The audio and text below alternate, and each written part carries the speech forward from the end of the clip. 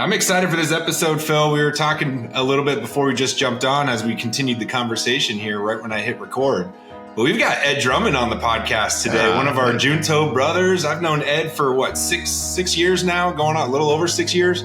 Yeah, dude, has it been that long? That's cool, man. It was, it's been a long time. BNI Paragon. We were one of the core members. It started in August. I started August 2018. I was a young buck. I was only a year into my business, and we've been rocking and rolling ever since. And you've been an inspiration to me, and just learning from you and a likewise, man. Pseudo mentor, if you will, not in any official role, but anytime we chat, I always learn something new. So I'm excited to have you on and just dive in to your story. Man. That means a lot, dude. I appreciate you saying that. That's cool.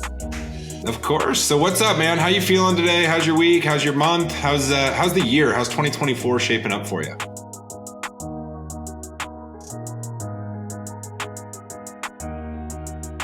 ...2024 is actually shaping up to be an amazing year. It's on so many levels, you guys. Like last year, and I think both of you know, like last year was kind of one of those kick in the teeth years, right? We had a lot of stuff that happened last year that was outside of our control that really forced us to level up. And looking forward, 2024 was just one of those where all these ways that we felt we needed to level up, we just started executing on, and it's working out. So a lot of it was getting out of my own way, like legit, like maybe some fears that I had that had kept me back for a long time. And then just after last year, it was just like, you know what? F it. Let's go. You know what I mean? And I think that's served me a little bit more this year. But no, thanks for having me on, you guys. I appreciate this. This is cool. Yeah, well, yeah. I mean, you've got major drive, and for the listeners, Ed is the owner of Capstone Property Management, or realty professional. So he's in the real estate game, and last year was a tough year. Kind of kicked off some changes, widespread changes for anyone in the real estate industry. But he's powered through, and he's got a great business. You're one of the most well respected here locally in Phoenix, Arizona. And here you are, man. Like, you've always got the greatest personality. You always see the bright side to everything. Your perspective is great. So kind of take us back a little bit. You're not from Arizona. I think it's California, if I'm not mistaken. California, what's up? That's where I was born, man. Southern California. So take us back. Give us a little bit of the... No, where were you from? I didn't even know that. Dude, where are you at? I was like 15 minutes from Disneyland. I was Orange County, Anaheim. Hi, Anaheim. Cali babies. Nice. I'm West Covina. Yeah. So okay. I grew up in West Covina, which was like 25 minutes from you. Dude, after growing up in Southern California, I went to school in Santa Barbara. See this picture right here? That one. That right there is this point, right? That's called Campus Point, that spot right there. And oh, dude, that's a south facing beach. That's the Galitas, the slough right there. And that slough, you're not supposed to swim in it. And if you do, you end up getting ringworm or jock itch or something. It's real funky, but yeah, it's a great place to go to school. Unbelievable place to go to school. It's up there with Arizona State, and it takes a whole different level of discipline to actually get your academic work in order while attending a school like that. Yeah. You're not even kidding. So except for the one piece is this year, I just saw it come out yesterday on some feeds that Santa Barbara was ranked number 1 again as a party school in the country, which woohoo, we'll take it. But it's also such a better school than when I went there. You know what I mean? Dude, would I ever get back into Santa Barbara? Probably not. So I feel blessed that I had the opportunity to go there and meet the people that I did, and just be able to experience that space. I definitely didn't appreciate it when I was living there, but now when we go back, I'm like, damn, lived here. Back to those days. I remember an interesting story that I think I did hear it on the End of the Storm podcast, friend of the pod, friend of Junto, about you tracking down some vending machines with it was in the Parks and Recreation. What was that story? Yeah, so the guy I work for, he was a serial entrepreneur. This guy named Mark, just super cool dude. He had the idea, and it came out of necessity, right? He went camping. He was frustrated that he couldn't get a warm shower because all the warm water had run out because somebody had left the water on. So he went back to the state parks and said, "Hey, I'll make you a deal. and I don't know how it went down, but basically he paid them back in a percentage for installing the shower systems, and basically all of the state parks on the coastline there in California. So we do the installation, we do the collections of the coins. And it was just like a small team of us. That was 4 or 5 of us at the most, So it was really, really cool from all elements of it, from collections to working on it, learned how to sweat copper, learned how to work with PCB boards. It was fun. But it literally was in his garage. It's a big ass garage, but it was still a garage nonetheless. Yeah. That's crazy. So you went from that and bought your first property pretty young, didn't you? You're one of your taglines that you say for Capstone is for investors by investors. So you help people invest in real estate, manage their properties if you'd like, and kind of coach them through that whole process. But you're an investor yourself. You own, I don't know, 15, 20 different properties, maybe more. But you started pretty young. And so what was that experience like? Yeah, I mean, that was, and I mean, I think I've mentioned to you guys before, like Capstone was a byproduct of just needing better service for something that I needed, right? And at the end of the day, back in the day, it was my mid 20s.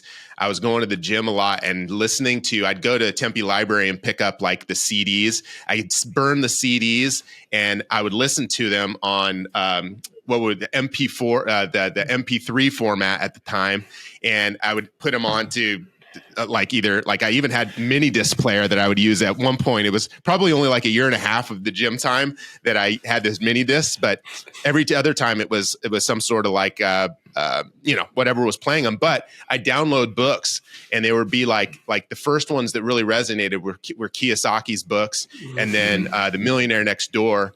And I felt like after I read A Millionaire Next Door, I was just like, I could totally get into that, right? Like I could totally be that dude that flies under the radar, that because I don't like the spotlight as much. I'd rather just be the dude who's quietly to himself doing his thing. And when I have to lean in, I'll do it. But for the most part, that's why, we're not the Drummond group anymore, right? It's like, it just changed. But getting into real estate, I recognized that I needed to be investing and own a bunch of real estate. That was the goal. And that's what I had set in mind. And that was what I intended to do. So, and you've lived it. I did. Yeah. And I do. Yeah. I mean, I do. And now it's like figuring out how to continue doing that and still, being extremely passionate about it all. You know what I'm saying? And I love it. I love where we're at. I love what we're doing. I love the stuff that we're all building together, and learning and growing together. It's inspiring and keeps me motivated and challenging myself. Right. Absolutely. On the note of challenging yourself, I think it's interesting, and this wasn't thinking about it going into this, but just the nature of your business and talking about cyclical businesses in general, the ups and the downs. Everyone loves to talk about it in the ups. And when you are heavily reliant and the market relies, is predicated by interest rates, that really, when the shore goes out, you can kind of realize, who's living properly and has a long-term plan. Could you talk about some of the ways you combat just the overall and the mindset, which you do a really good job of dealing with the cyclical, nature of the business? Good question. I think for me in the business, I never wanted to come from a place of having to make a dollar. I always come from the place of genuinely wanting to be able to support and help people. If I had to get into, if I'm in this business and I had to make money from real estate and all of this, it would change my why, my motivation, and probably how I show up every day to the office. Right. And I think that's the biggest thing, looking at the market. Man, I love the toughest, challenging markets. That's the market I got into. I got into real estate full time in 2007. So, we've not seen another market where demand has been as low as 2007. as right now, right? So I think the difference is I love this market. This is where I lean in because I feel different than other people, right? Like this is where I feel different. Otherwise, I feel very ordinary, right? And I feel I don't feel like I have any secret sauce to my life other than that. But when you put me in a situation where I've got to figure something out, that's where I lean in. That's where I feel like I'm able to lean into the best part of what makes me, right? I feel the same about the software business. Go ahead, Stephen. Yeah, no, I was just going to say, I mean, we obviously feel that every time we chat with you, like you're figure outable, you have drive, you're like, okay, let me take the biggest challenge. I'll raise my hand. I'll figure it out. I'll work through this and where do you think that comes from? Is that something that you just had innate ability? Is that something that you learned, or is it just like, is there things that you, I don't know, experienced along the way that got you to that point to where you are now, where it's like, dude, throw anything at me. I'm unstoppable. I'm going to figure this out and we're going to power through. Where does that mindset come from? I don't know. I think early on I had a couple of moments where I was challenged or told that I couldn't do something. Mm-hmm. And I think I'm too stubborn for that. Right. I think like it's like, screw you, man. Like, don't tell me I can't do something. Totally. I had somebody really close to me give me the conversation that made me feel somewhat less than. And since then, it's been just little measurable levels up, right? So level up in the smallest, silliest of ways, but measuring those and just looking at them and going, boom, right? And I know I don't live in the moment as much as I could be, right? But at the same time, I think sometimes like at the end of the days, I have done a pretty good job of going, you know what? I got kicked in the butt today, but I did like this one piece, right? And it's like, okay, what can I do better regarding that piece? How can I stack more of moving those? forward? Yeah. Tomorrow, yeah. Even though I got my butt kicked, so now I do lean into, like I was telling you guys just before we jumped on this call, like I lean into things that are going to kick my butt a little bit because it makes me feel alive, and I'm completely okay and confident in myself enough to know that if I completely fumble, that's okay too, right? Yeah. Like it sucks. Like, well, it gives you the purpose, right? It gives you like a meaningful why, and then you win or learn, right? You're win or learn. So there's two types of failure. Failure is either I'm not trying hard enough or I don't care, or I'm failing because I've really challenged myself on purpose, and it's challenging. I got to learn it, and I got to continue down the path of what I'm trying to create or fix or result, whatever, right? You're always you're never failing because you don't care. You're not trying hard enough. You're always, if you are failing, it's because of the challenging yourself on purpose. And I can totally relate to that one right there. And it's like, yeah, I do my best to get down, and if I'm going to fail, it's a really good fail. You know what I mean? Like I don't want to fail at the normal stuff because that's. I don't know. I want to level up with my failures, right? And talk about living it. A great example of it. I honestly hadn't thought about it since this moment, but Ed being he's our chair and on the design team at Junto that we talk about all the time.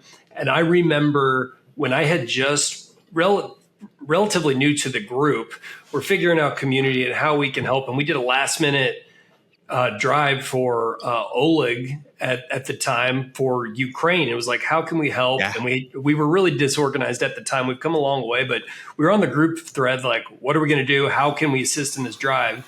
And I remember showing up. It was late, relatively late on a school night, to Dollar General, and you and I are hustling with your daughter around Dollar General, grabbing all of the toothpaste and dental supplies that we could, going through the checkout, and they're like, what are these people doing? But you were there. I had no idea what we were doing, but you were like, let's rip and get this done. We got them loaded up. But that was, I forgot it for a while, but I'll never forget it. It was obviously in my subconscious mind, but you just willing to roll up the sleeves, jump in, take action. You're in the smallest, example in that little use case. Oh man, thanks for bringing it. I remember that. That was fun. I just gotten to know you, dude. That was like, you jumped in, like you answered the call and didn't even really know me. Like that's legit. I got to give you that, brother. Yeah. Well, yeah, that was my first, taste of you out the gate too. I'm like, all right, Ed's the real deal. He's willing to roll up his sleeves. Yeah. Like everyone in the group, right? We were just figuring it out. Yeah, it's figuring it out. No, you're totally right. But that was fun, man. That was a cool experience. Well, speaking of the group, we just got back from our annual summit where we're working together on ourselves personally and professionally. It was our fourth one. Well, from your perspective, what'd you think? I thought it was. I mean, we keep getting, in my opinion, we keep getting better and better. But up in Heber, Arizona, for the second year in a row, what was your take on fourth summit? I thought it was amazing. I mean, last year's and this year's were such levels up, and just something that I think, people pay for to be able to go to sessions and summits like that. Right. And of course we do, but you know what I'm saying is it's like that. It was totally next level. It was good. Having vitamin Z there to keep us in track. Zanzibar. Yeah. Vitamin Z. I love that. Yeah. I think, everybody needs some vitamin Z because that thing was just rocking.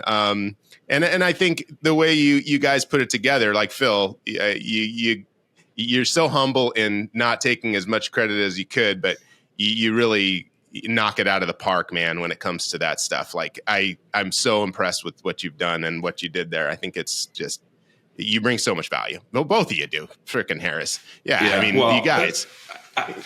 Phil definitely, earned the leather apron this year as lead designer of our group and putting everything on. Like I got to see a lot of the behind the scenes stuff. He'd call me up. He's like, hey, what do you think about this? We got, we just kind of, but he ran the show, and you did an amazing job, Phil. We went around the room and said all the things we loved about you and how well you did. And you're one of the newer guys in our group. And, I brought you in and stuck my neck out and I was like, I know him. I know he's not going to screw this up. I just need everyone else to get to know him. And it was an immediate impact. So appreciate you there, brother. Yeah. Immediate impact. It's just the nature of that group. Our minds in one room. It's incredible. We talk about it a lot. And for the listeners, like we're going to keep reminding you of it, whatever you're trying to achieve, getting around the like-minded people and just having some intentional focus on the outcomes you're looking for. Incredible what can come out of it. But this is about Ed. Yeah. So Ed is on our community. We have 3 pillars, right? Community, social, and education. Ed has been running with community for a long time, but one of the biggest reasons why he brings so much value to the group in that regard is he does an annual event called Capstone Contributes. And awesome event. Capstone Contributes is an amazing event. It's an event we sponsor every year. I bring my team out, bring the kids out, family out. Don Marie is amazing. You do it to support HELP, Homeless Engagement Lift Partnership, which is a local nonprofit here in Phoenix supporting youth, homeless youth in need. And the Help Snacks event is what you host. And it's I think, the largest or, at least one of the largest events she has every year. So take us back. What brought you to wanting to even start Capstone Contributes and what that event's had on the impact it's had on your life? Yeah, no, I mean, it's such a tremendous impact. And thanks for saying that, dude. Like even the impact that it has on our families now, I think is just more so the why as to why it's so important because, how we started it was how are we going to give back and make an impact? But again, and you guys have heard me say this before, it's like the whole give to get idea. It's like, I know that if I can give, I'm going to give more when I'm getting what I want out of it. And at every level, as terrible as that sounds, it's what we all, if I can speak to your get, I know you'll give more. Right. And if I know, Harris, that your get is that your kids get to experience it with you, Crawford, if I know that you guys coming out and sharing in that day, or you want the pink shirts, you want the shirt, right? Maybe this year's different color, but if you're all about the shirt, that was my first sponsorship. Getting Focus Active Group logo on that shirt had more impact on myself than just seeing it and for that cause, just home run for me internally. Oh, cool. No, but again, I think my get early on was I wanted my team to, we always donated money every year as a brokerage. And I didn't want the money to just not do more than serve, like, I don't know, not to knock any of the other organizations that we used to support out there, but it's more so I want to see it working, right? It's kind of like we do Sleep at Heavenly Peace. I want to see these beds being built. I want my kids to get their hands dirty. I want them to feel something. And I think that's what Capstone Contributes has turned into, is I want people to feel that sense of community and feel like they can actually do something about it, right? It's different when we're like, hey, let me just donate some money. Let's just, give a little bit over here. And then you get a nice letter in the mail that says, hey, thanks for donating all this money. And someone on your team goes, wait, we donated some money, right? It's like, right. Oh, fail. You know what I mean? It's like that did not land the way it was supposed to. So that's where Capstone Contributes came from, was making sure that my whole team feels it and they can bring their families and we can bring our friends and we can get our friends as sponsors and then everybody's a part of this giving. And it's not just, about us, but it's a real cause that's local that we can see happening. We can see working. And it's so fun. The microcosm at each table, like a portion of it the competition. So funny to see Paula and the other group. Like, we were talking to each other how she's all operational organized, and then you've got the workhorses that are just trying to pipe out as many bags as quickly as possible. While you've got the quality control person over. It's so much fun. Yeah. I remember my kids, we would leave the event and my son, Jack, this is last year. So he's about 11. And he's like, maybe it was the first year. I think it was the first year he said it, but he said it every year. He's like, Dad, that was the best day of my life. And it's like hearing that from your kid, like, no joke. And, kids don't lie. Like, he wouldn't just say that to say that. Like, they're not going to just, make stuff up. And it's like, why? And he goes, well, it just opened my eyes up to like that there's other people that need things that, they may not have. And for me to be able to be out there, and number one, it was a competition. The dude's driven by competition because you have the relay races and makes it fun.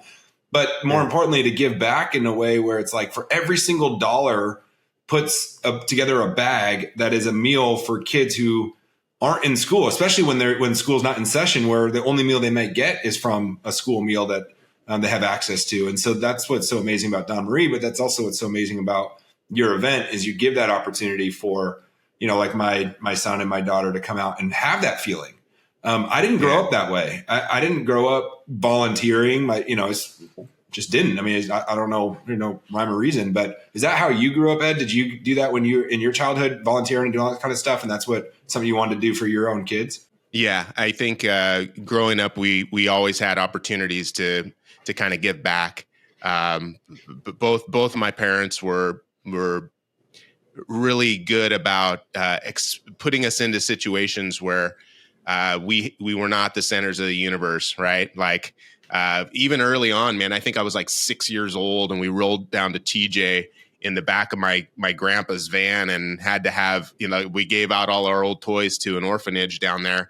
And we'd made that trip a couple of times and, and going down there and seeing like this old toy that you had and, a kid just their experience from playing with your toy. You're there for 45 minutes and they're playing with the same thing over and over and over and over again. And you're like, wow, like they really like it. You know what I mean? Like it was good exposure for me early on, and then later on, both parents, they kept that up, and whether it be for the homeless or whatever it was, we did different things. Ed, Marcos Rodriguez, friend of the pod, best man in my wedding. He's an avid listener, so he'll be hearing this and love it. Had such a similar story in El Paso going down to Juarez, Mexico. Oh, no way. And his mom actually made him give away the toy that he actually really liked.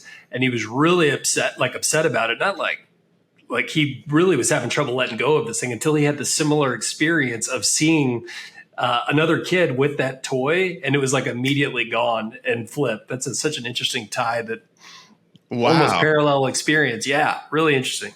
Yeah, is he continuing to do things like that, or how did that change him? Yeah, he still gives back quite often, and he always talks about that story and the impact and how he's trying to recreate that for Lev, his daughter. So super fair. Like, I think that's so I wonder if our kids, right, at this stage, like both of my kids have been heavily involved. Parker, last year he just went off to school, but last year, he brought out a couple of friends from high school, in addition to the friends that we've been bringing out that are his, for the last 5 years. And it's like, now it's just something that they do. And I love that. Right. So hopefully they continue with it, even when it's not something that we put on, and we make it easy for them. But at the same time, I think they still have to show up, and not just be here, but be present and be able to take it. So I think, I'm excited for that. I'm excited. This is year number 6. So it's coming up, guys, November 7th. I know. Wow. What's the number this year? Every year you have a new goal. Yeah. I think we're going to hit that 30,000 goal. So our goal is to raise $30,000 to fill essentially 30,000 bags. Right. Last year we hit, we were just under 30, and it's always money that comes in at the very end. Right. But if we can get the money in earlier, then they're able to get the resources out there, so that we can fill 30,000 bags, which would be cool. We've got space for 250 people here. So it's really just not so much scaling with people, but scaling with more money and more fun. Like, for me now, the event is I want other people to be able to replicate it in the same way for themselves, and other businesses to be able to do the same type of thing. Bring their friends together, bring their business partners and all of that together, and make it just one big thing. So it's not so heavy, right? And when companies can do that together, then it's such a win for my team and for my family. I think that's what my future is with Capstone Contributes.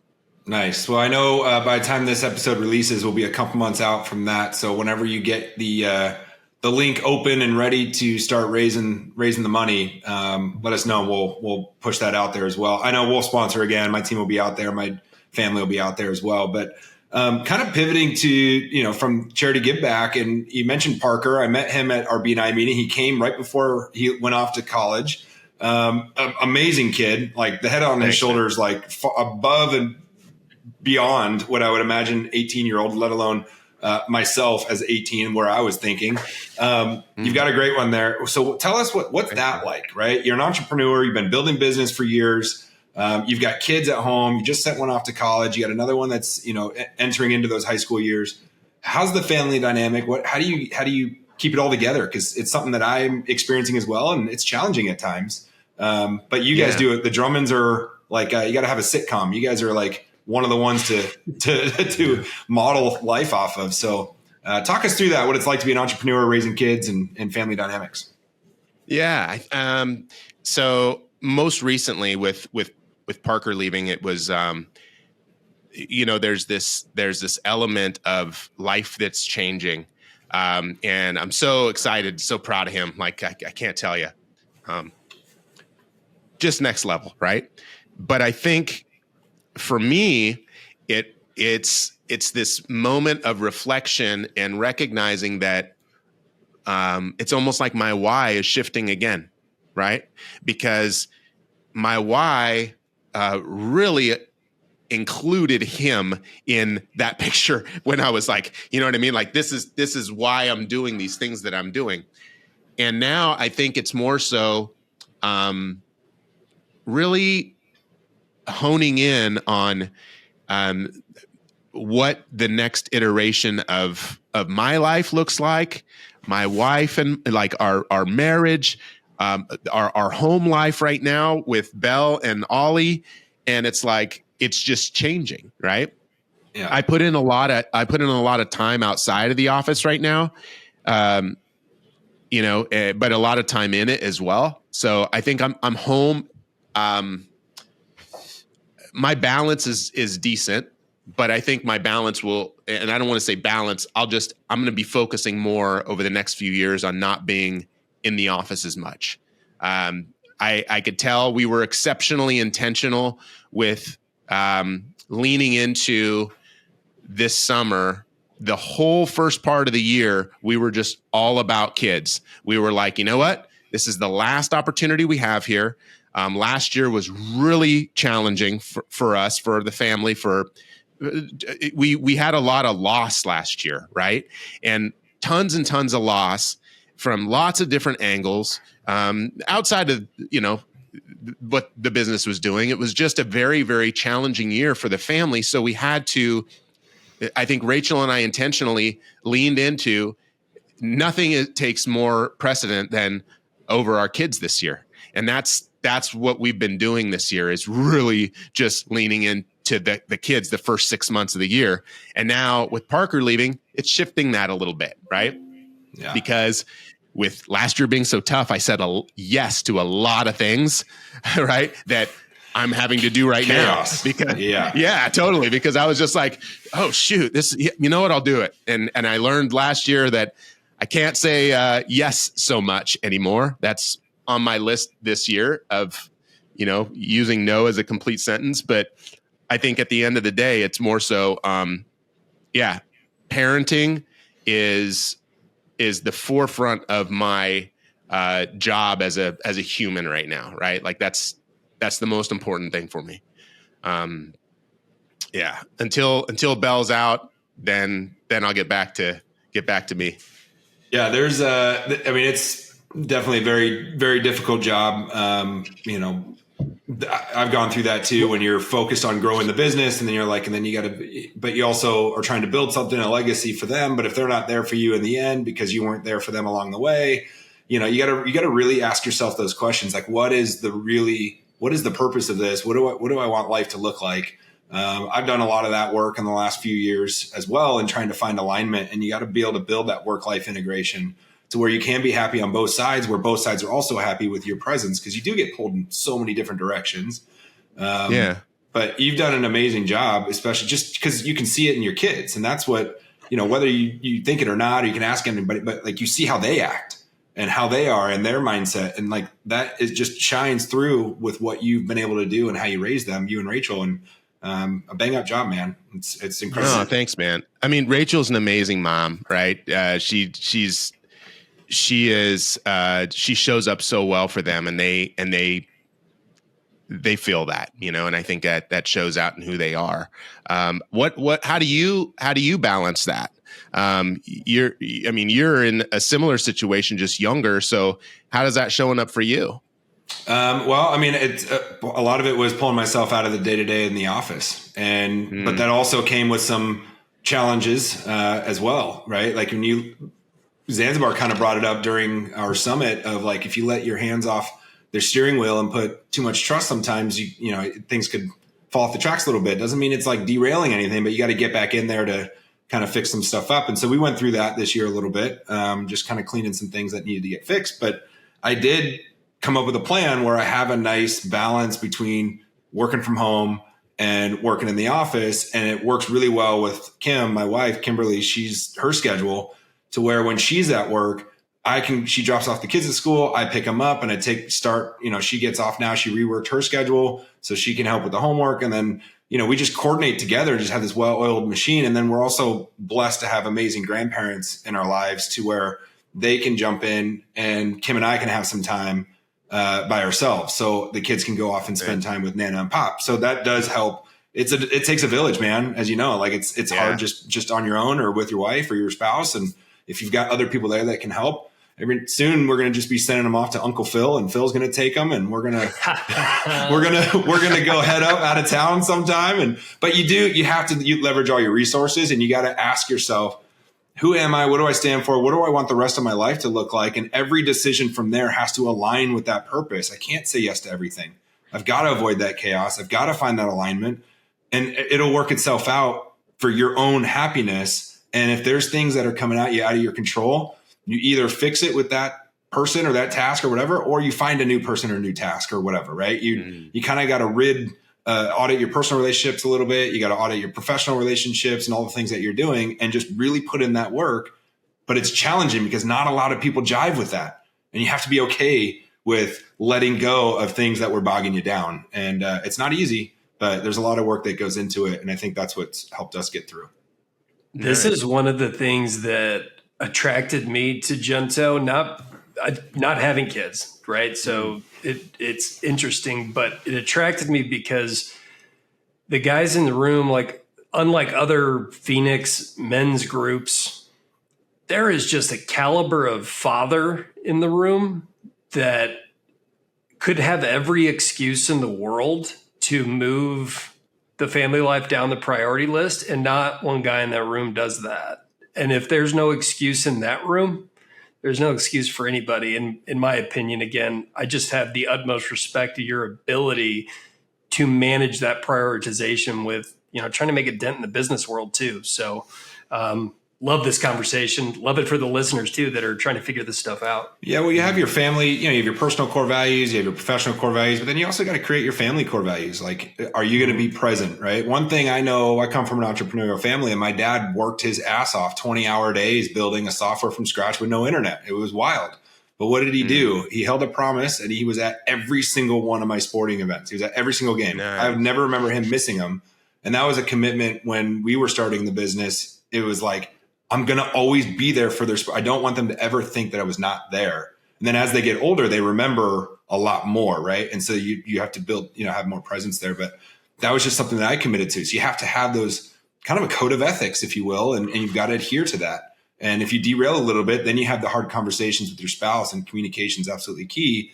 And sometimes they're tearful, but you fix it and you get back on track.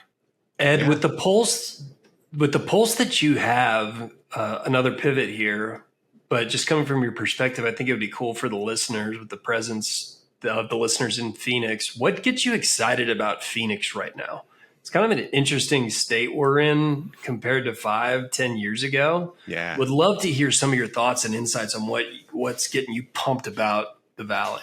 I love, and this isn't as popular as you might think, but I love where we're going with it just being a significantly more diverse place here in Phoenix. I flipping love it. Like, that's my jam, right? It's lots of different perspectives, lots of different types of people. It's growing. When I first moved out here, like, it was very different, right? I joke there's certain parts of the Valley that are still very one-dimensional, right? And it's like you see those one-dimensional places, and you're like, it's a little boring. I like the flavor, right? I like that it's growing and it's becoming more of a melting pot. I think that places, from my experience, are more balanced, and you just get more variety, and besides more to do, it's a growing, amazing place with all of the business that's coming here from, all the businesses that are coming in this supply chain down from TSMC and all this different microelectronics and semiconductor businesses. It's like, it's going to bring a different flavor to so many parts of the Valley that they hadn't experienced before. I remember when Surprise was very hard to reach. It was so far out there. Like, when I was selling houses out there, it was, it would take me from my office. It'd take me an hour because there was no 303. It was taking Bell Road way the heck out there. You know what I'm saying? Streets. And now there's amazing shopping out there. There's amazing things that are growing out there. There's money that's being spent out there that hasn't been spent before. And that's unusual. And I think that it's just, Phoenix is becoming more robust. Again, it's not as one dimensional. And I like that. I love Arizona. I do. Hearing a lot of comparisons on that note to kind of how sprawling Dallas, Fort Worth is, and comparisons there, because it's just keeps expanding outward. It really is a wild time to be here. Yeah. And I think Dallas is a cool place. If the taxes were better on the property side, it might be a little bit different, but it's not, right? If Arizona is great. I got to throw that plug in there and that little dig at Dallas. Significant. No, but Maricopa County is what, the fastest growing county across the country for like the last 5-6 years running. Yeah, it's been super business consistent, friendly, and yeah.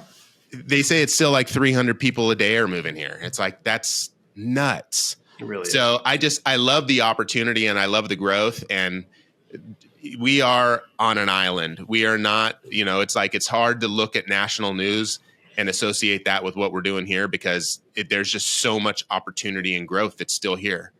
That we are exceptionally entrepreneurial.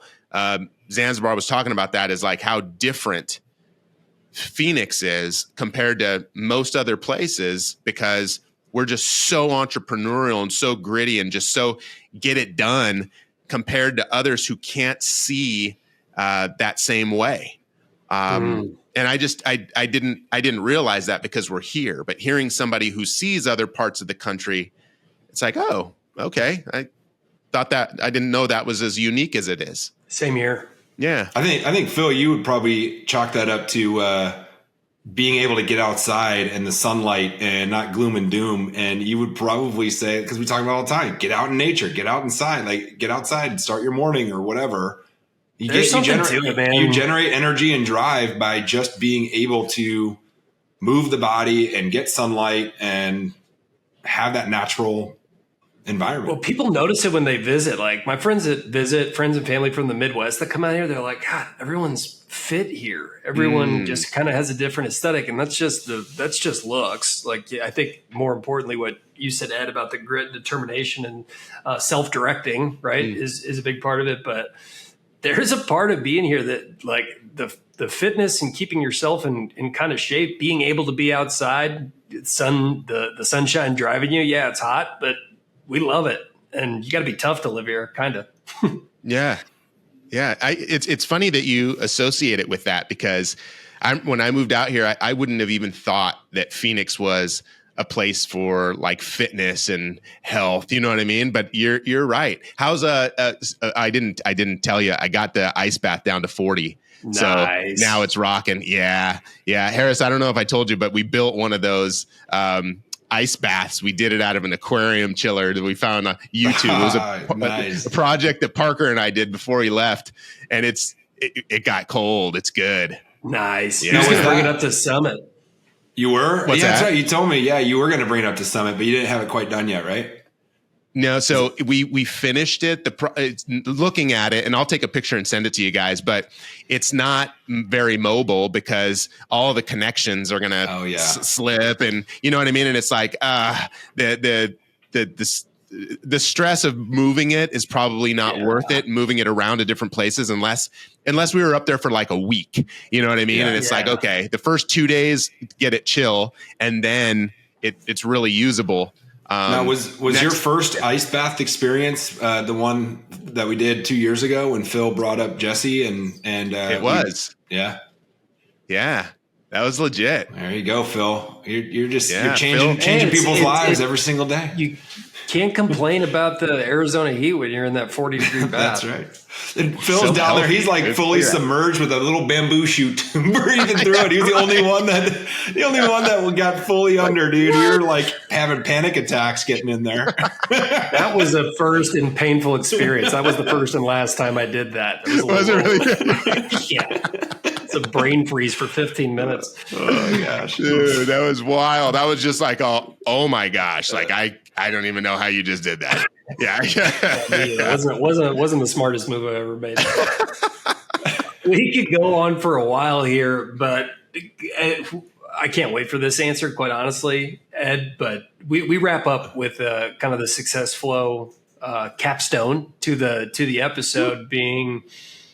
How does Ed Drummond define success? This is a personal thing, and we love for our listeners to try to kind of capsulize their definition of success as they're defining for themselves, which, in my opinion, you're just a great example of. How does Ed Drummond define success? No, I think how I define success is in my life right now, I can wake up and what I choose to do is what I'm going to do that day, right? And there isn't anything that is, and of course I'm accountable to so many things, right? But but I'm choosing to do those things. And there's nothing in my life right now that is telling me that I should be doing something else. And that's when I feel successful. Like autonomy, baby. Yeah. I'm doing what I'm supposed to be doing right now. And I like it and I love it. And I feel like I'm contributing, and it's what keeps me up. It keeps me going, That's awesome. I love it. And you live it. Where can everybody find you as we wrap here? Yeah. On our website, LinkedIn is probably the best way to find me. I'm ed.drummond on LinkedIn. You can find me at eddrummond.com. That'll take you to our brokerage page with my information on there with my links. And capstonecontributes.com, baby. It's coming November 7th, 2024.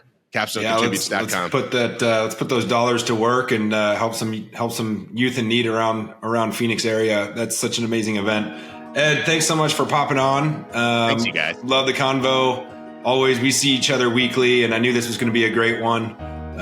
So anyone who's listening, subscribe, like, follow, connect with Ed. We'll catch you next time.